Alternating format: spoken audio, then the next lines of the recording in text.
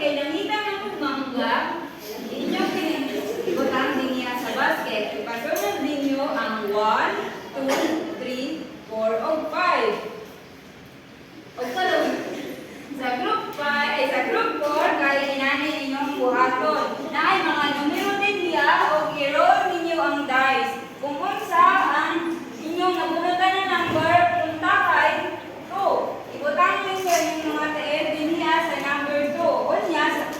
Unya, isa na mo ka estudyante. Antod na mabot ka mo sa ikaduha ninyo na tsansa sa paglabay sa dice. Daghang salamat mga bata.